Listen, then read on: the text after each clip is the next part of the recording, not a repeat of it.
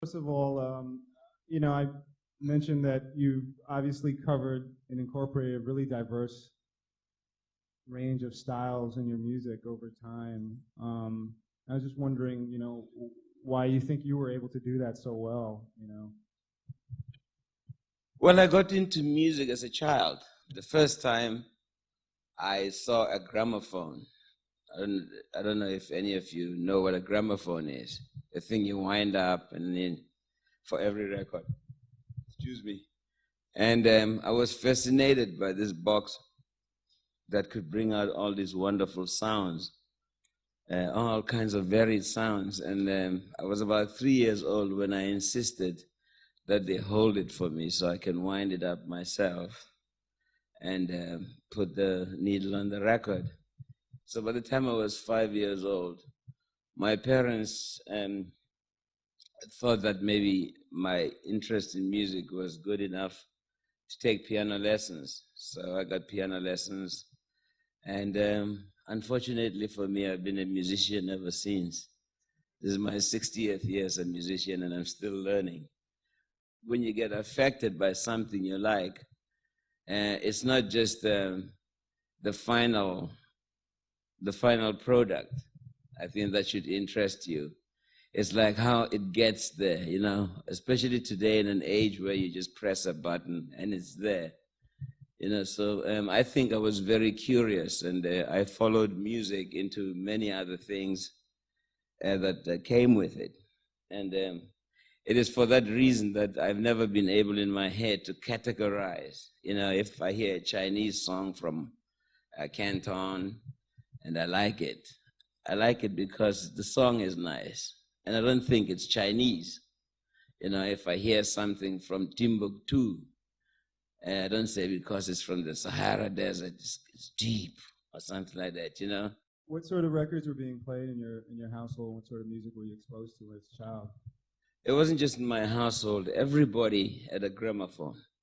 Gramophone in those days cost £1.7 and 6. £1.7 and 6 today would probably be, I don't know how much. But people saved up for it. Sometimes for a year, they'd put a shilling away until they had 27 shillings, which that's what, 2 years and some change, right? But everybody had a gramophone, and the records cost 7 and 6. They used to buy like maybe 2 or 3 every month, and people used to. So they'd play them on their porches. They just played them loud, and people had radios. And on Saturday mornings from 10 to 10:30, there was what they called the Bantu program on SABC. It was the only program that played African music, and the whole country would put on. Like in town, the maids would have it on, and their employers would conveniently have gone shopping, but the whole country would ring with that radio program. So people followed music like sort of en masse and communally, and they were obsessed with the songs and the dances that came with them. And you just sort of absorbed the music as you went along. But it was like all the music from the era here, music by the Manhattan Brothers, which is a singing quartet, by the African Ink Spots, which is a singing quartet, the Cuban Brothers, Ace Booyah and the Manhattan Stars, and then there was the orchestras, the Jazz Maniacs, the Harlem Swing Stars, Demi Piliso and his all-star band, singers like Dolly Ratebe and Dorothy Masuka, and small groups like Zakes and Kosi, and Elijah Nkwanyana and the Merrymakers. And then there was records from the States, the big bands, Duke Ellington, Count Basie, Glenn Miller, Tommy Dorsey, and just on and on, all the swing bands, Lucky Melinda, Louis Jordan, and his Timpani Fife, and of course, Louis Armstrong. And everybody tried to sing some of his songs along with him. So, and there was Nat King Cole and Frank Sinatra, and there was the Modernaires, there was the And then there were sepia shots, you know, in the movies, half-an-hour shots. Sometimes they'd feature one or two of the bands. Sometimes the Step Brothers or the Nicholas Brothers were tap dancers. And people in the township started to emulate, you know, to come up with their versions, that whether it was the tap dancing, whether it was, and this is where like gumboot dancing came from. You know, they saw movies of people like maybe tapping together, said, shit, we can do it with the gumboots, but they actually like wore the gumboots so they could sweep the streets or pick up sanitation. So it was like a real heavy musical milieu. It wasn't just music from the records, but it was the churches, all the different churches had their different musics, and then people from all, especially if you lived in an urban area like Johannesburg, people from Angola, Mozambique, Zimbabwe, Malawi, and the different parts of South Africa, you know, on weekends would all like find a corner or open field or what, and wear their plumage, you know, their traditional plumage, and do their thing. So every weekend was like a carnival. And then we as kids had street songs. Is it true that, you know, you were inspiration to pick up the horn is in part due to Kirk Douglas? Well, I finally saw a movie when I was 13. I saw a movie called Young Man with a Horn. It was a story of Biggs Beiderbecke, who was a great trumpet player. He died at the age of about 29 from the States. You know, was one of the greatest improvisers and all that. So they dramatized it, but he was also a big troublemaker. So in the movie, he always stands in front of the band, and he has the finest threads all the time. And he takes all the solos, doesn't take shit from anybody, and always gets the girl. So we figured this is the instrument to play, and it turned out to be the most difficult instrument. I'm still trying to learn it now, and I never got the girl.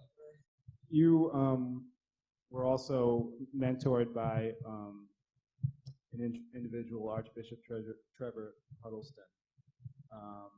Well, I wasn't actually mentored by Bishop Trevor Huddleston. I don't know if you've ever heard of him, but Trevor Huddleston was an anti-Verwoerd,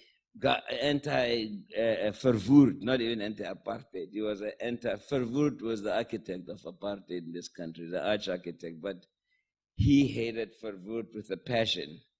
And every time he said it, he had to go to confessions, he told me. He says, I got so much hate, but I'm a priest. I'm not supposed to have it, so I have to confess all the time. But Huddleston was also one of the greatest activists that South Africa ever had. And when Bantu education, which was inferior education for African people in this country, was introduced, Huddleston convinced the Archbishop of the Anglican diocese to reject it and rather close all the African schools, because in those days all the schools were missionary schools. But Huddleston was interested in restless souls, you know, very, very interested. He always wanted to know what was driving you, and like, could he rechannel your energy into something positive? And Huddleston finally asked me one day, what do you really want to do? And I just seen this movie, you know, and I remembered, and I said, Father, if you can get me a trumpet, I won't bother anybody anymore. And he said, are you sure? I said, I promise you. So he sent me to Polyak's, which was the music store on Elof Street in those days. To Bob Hill was a Scottish bass player with the roughest brogue you ever heard. And he said, he sent me with a note, give this poor boy a trumpet. I can only afford 15 pounds. And Bob Hill said, Father must be crazy to think you can buy a trumpet for 15 pounds. But anyway, he got me a second-hand trumpet, and Huddleston got me a teacher who was like leader of the Johannesburg Native Municipal Brass Band. Everybody called him Uncle Sauda. And he came and taught me how to play the trumpet, but I was already a piano player, so it didn't take me too long to find the mechanism, and I already knew music. But when I started playing tunes, the other boys got interested, and they went to ask Harleston for instruments, and he started bumming instruments for all of us, and soon we had the Harleston band. What was the time frame between that and Merrymakers of Spring, which was another band that you formed, right? The Merrymakers of Spring? No, the Merrymakers I didn't form.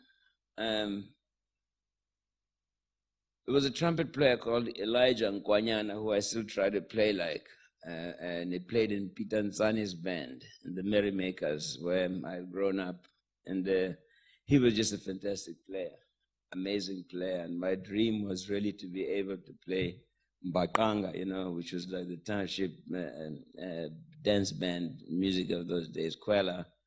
If I could just play the trumpet with him, he had the biggest tone, and he also sang, and when he sang, the women all used to go, "Oh, Elijah!" And when he played the trumpet, it's Elijah Wampula, He played beautiful, and my parents knew the band owner, and so my uncle was a friend with his son, and he said, "Listen, this kid is just starting to play." I think it was 2 years after I picked up the trumpet, and he'll play with the band for nothing. And Elijah and his friend Banzi took me in, because Elijah at the time was also playing the tenor saxophone beautifully, so they needed a third trumpet player.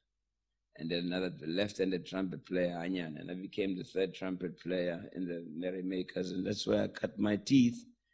I was the envy of all people my age. Say, he's playing with the Merrymakers, And when I went back to school, to boarding school after the holidays, I'd teach the band some of the arrangements from the Merrymakers. I just finished this book that I wrote about my life, and I'm giving it all away here. Harleston went through America, and he met Louis Armstrong, and he told Louis Armstrong about the band. And Louis Armstrong sent us a trumpet, one of his own trumpets, and we were in the news. I mean, in those days, like African people, you never saw them on the front page of any newspaper. Mostly were in the crime list on page 9. So for that whole year, every magazine and every book wanted us, and that brought us to the forefront. We became sort of like part of the music community in this country. Tell us a little bit about, getting first to London, right, after you left, and then to New York. Yeah, well, Harleston finally got me papers to get out of town.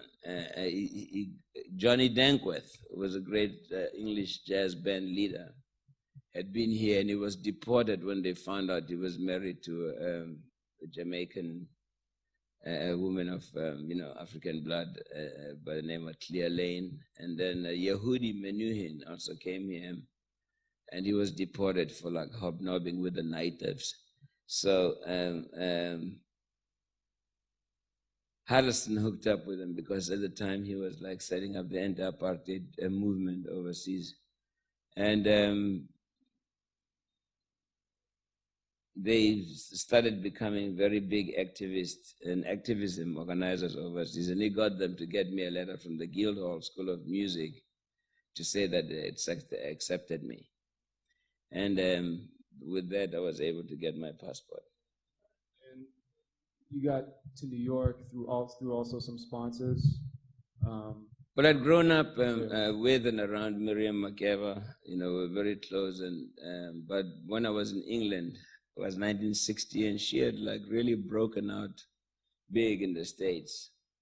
And she was on first name basis with everybody from Louis Armstrong to Duke Ellington to Ella Fitzgerald, Miles Davis. Harry Belafonte had taken her under his wing, and she was touring with him, but she was like the toast of America. But she needed some help with music, and she knew how much I hankered to get like a music education. So she organized Belafonte and Dizzy Gillespie, John Mehigan, Miles Davis, and a few other people to sponsor me with her help also into school. So I ended up 1960 September at the Manhattan School of Music. with the help of all those people. And I think that between Harry Belafonte and Miriam Makeba, I got so much generosity that it inspired me to like sort of vindicate their beliefs in me, you know. And by the time I was in my second year in school, I had like record offers because I played on Miriam's second album. I played some muted trumpet on about 3 of the songs, and they were the most played songs on that album. And word got around, and I got a record contract. And of course, the rest became history as time went on. Yeah. Did you consider coming back after you graduated, or? Yeah, in 1963. I mean, I just was fired up. I had all the knowledge that I wanted, and I was playing great, and I wanted to come and teach back in South Africa. And I went as far as England. I nearly came back, but Belafonte and Miriam bent my ear, but especially Belafonte. They said, man, with a mouth like yours, you're not going to get too far in South Africa now. Mandela and them have been like sentenced to death. All your friends are leaving the country. And a lot of them are getting killed. You go in there with your kind of mouth and your kind of disposition, and they're going to nail you. And nobody knows you.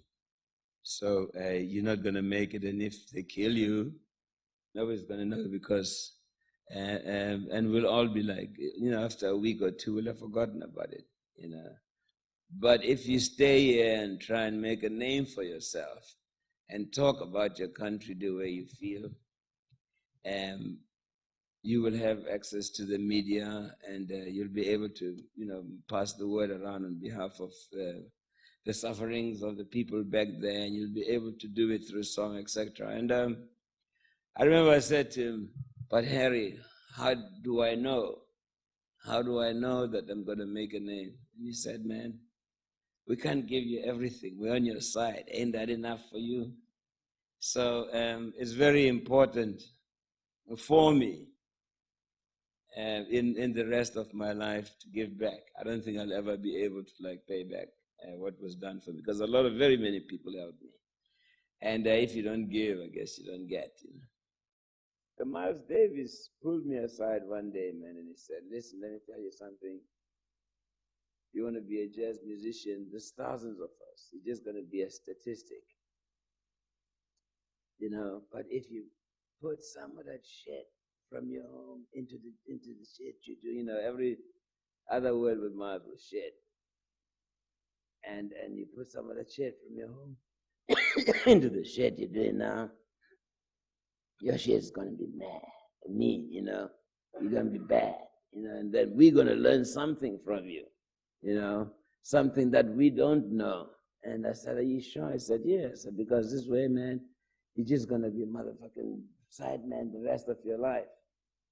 So as soon as I got my memory back again, and started like zoning in on like music from township or township flavored music, everybody paid attention, and I was gone. I got a deal with MGM. My first successful record was called The Americanization of Ooga Booga, and it. You've been back for 13 years now. Is that correct? Yeah. What are your impressions of how things are now in this country? Well, from the perspective of an artist, this was a very isolated country artistically speaking. Although we had the wherewithal materially to have been able to do these kind of things, to build these kind of institutions, you know, of information. The arts were always suspect in South Africa. There was, for the last government, the arts were like used basically to say, how can you say we are so bad when we have Miriam Makeba and Abdullah Ibrahim and Peter Derkes and all these people, you know, and they can talk about us overseas. But it wasn't like something that was nurtured And then the arts business, I mean, this country, for like the infrastructure it has and for the audience it has, should have by now have had a very, very big independent entertainment industry. But it really doesn't exist, and whatever exists is sort of like, it's not really indigenous, it's a wannabe.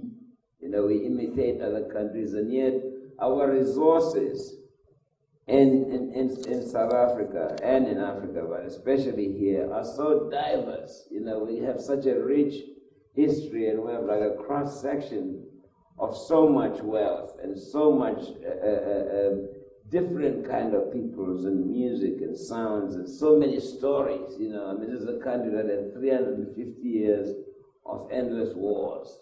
You know, it's a country where there was so much suffering. It's a very beautiful country. It's a country that of very funny people, generous people who were forced because they had so much mutual admiration for each other. They were forced not to legislatively. The damage that was done to us by apartheid, in other words, that is like sort of limited our adventurism into who we are, into ourselves, and what we have here. It does not disturb me, but it's the thing that I think the element that I'm most obsessed with is the element that I wish every creative person to try and extract value from, you know. And I wouldn't call it a renaissance, it's a revival, but it's not going to be done through talking. And of course it has to be done also through funding. You can't have a revival without funding, because a lot of funding was put into destroying the fabric that we were before we were forced into like isolating ourselves from each other, and also like being isolated from the world. Right. So, you know, a lot of funds have to be, and effort has to be put back. And I think it is up to the youth of the future of this country to open that window, because it's one of the richest windows in the world. You know, the world is very, very keen to know who we are, and we're not telling them. You know, we can tell them entertainingly. So when people come here, they miss the people, because the people haven't showed them who they are. And they go for the animals, you know, because they can't find the people to go for the big five. You know, but if they knew where we were, you know, they would come and find us. But we have to do it, you know. So it's a thing that will happen. I know I'm being philosophical, but in reality, that's what it is. Because, you know, in the past, we sort of subconsciously lost our self-esteem. We think we're not good enough. But believe me, to a great extent, we're winners in almost everything that we're going to try, because we have major drive and passion, and we have a background that's richer than most people who come from most countries, and we have to take advantage of that. Otherwise, I wouldn't have made it as far as I have, you know. I was wondering if you could talk a little bit more about like how songs come to you, that whole process of creation. I've just been blown away by your thoughts on that regard. Well, I think that any artist's best work, this is my crazy notion, that their best work is not actually originated by themselves. You know, I think there's some kind of spiritual subconscious mode you put yourself in so as to receive, you know, that which, because none of us are original, you know, like my grandmother said, we didn't come here with anything, you know, and it's the less you think that you know, the better you can receive, and the more enthusiastic you can be about what you don't know, you know. The most popular songs I've ever done, like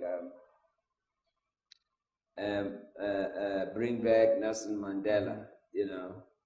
I know I didn't write, you know, I was in Botswana in 1985, and Mandela wrote me from Paulsmoor prison a birthday card, you know, my birthday card, April 4th, because Winnie Mandela worked as a social worker. She did her field work under my mother in Alexander Township.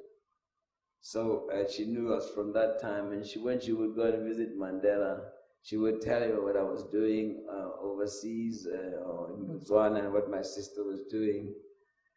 And being the crazy nut that he was, corresponds with everybody, he sent me a birthday card, and in it, I started music, we started a music school there, and we had a recording studio, and he knew all this stuff, and he said, good luck, and keep up the good work, and I'm saying, here's a guy who's in jail, and is encouraging me who is outside, It was, that's not even generous, it's weird, right? And it made me feel so bad for him that I just started crying, I started crying, and I went to the piano and started singing this song word for word, and it just came, So I would say that he sent it to me, or like it opened me up for it to be sent in. The same thing with the coal train. When I was 4, 5, 6 years old, I lived in a coal mining town at my grandmother's shebeen, and I used to talk to the people who worked in the mines, came there to drink, and they tell me about the conditions. And like my father had been a clerk in the mines, and I saw the conditions that they lived in, in the hostels and all that. And then 30 years later, I'm at a party up in Woodstock and having a great time, and all of a sudden I have to rush to the piano, and I get to the piano and I start singing Steamer, just as it is. And my friends are going, when did you write this song? I say, shh, it's coming in, shut the fuck up. Yeah, it's quite an honor to have you around here. I would like to say that. Hey, Baba, I just wanted to find out your take on young producers doing remixes of your music, not necessarily you, but everyone who's like from way back. Like you have guys like our Road Boy Paul doing remixes for Umama Musimhlongo, Abo Madala. Me and my band, we've done a Mambazo track as well. So I just wanted to hear how you feel about that, us guys remixing your stuff. Well, fortunately, because I don't even think it's mine. When people say, I love your music, I say, it's not my music. I even whisper because my grandmother is haunting me. It's not my music. I found it here. We don't come with nothing here. And whatever is happening to me is like, for me, what you're talking about is supposed to happen. It's not a bad thing. I would be worried if you all were beating each other with your guitars on the head. That would be bad. But if that is happening, it's great, because I too imitated other people. And I still try to play like Elijah and Kwanyan, Art is for sharing.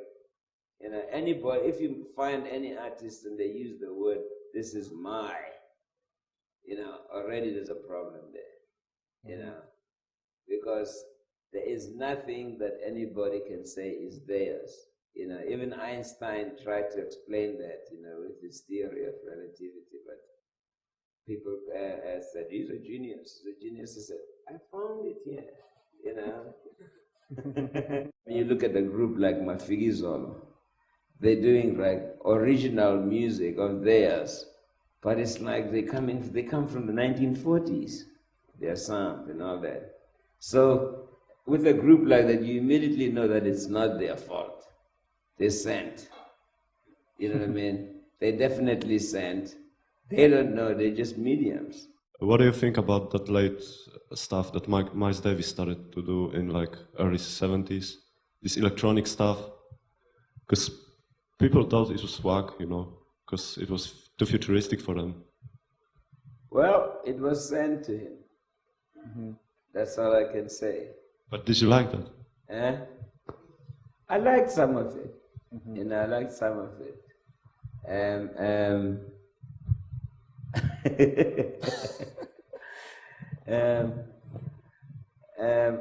The thing is that I used to be always there when Miles played, you know. I used to play at the village vanguard all the time. And I'd be there almost every day. And he was complaining to me, you know, when I started recording, he said, "You're stealing my shit." And whenever I came to the club, he said, "I know what you here for, motherfucker." You know? But I followed him everywhere, you know, almost, you know, because he was an amazing player. And then when he changed, his first album that when he changed was Silent, you know. And then he did Bitches Brew. And but by then he was also doing mostly concerts. And also when he had like the Herbie Hancock tree, you know, he started with that quintet with like Wayne Shorter and them. His stuff was changing, and he said to me, "I don't see you much around anymore." I said, "I'm working." He said, "You're full of shit. You're just like all the other people. You don't like what I'm doing, but I don't give a shit." But that was Miles Davis. And he had a bigger following when he played that stuff than ever before, because then he went into, you know, into the whole, you know, became great friends with Jimi Hendrix and those people. And he did some amazing stuff. I mean, like there's some things like Jack Johnson, that album, you know, it's like it just did some amazing thing, and some things like he did were difficult for me to understand, you know. But I don't dislike anything, you know. And when it doesn't get me, I don't play it. I don't go and listen to it. Yeah, as far as music that's out today, like from young, you know, talented people's like in here, but I'm speaking of people that's already out. Like, do you admire, or is there anyone that you admire that's doing their thing today? That I admire. Yeah, production wise. How much time do you have? Who's one of your favorites then?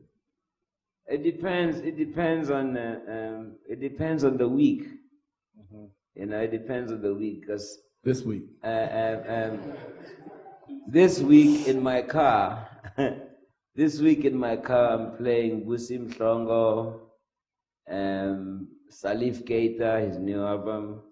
I'm playing the best of Marvin Gaye, whose voice just, I mean, every time I hear his voice, I just shake my head.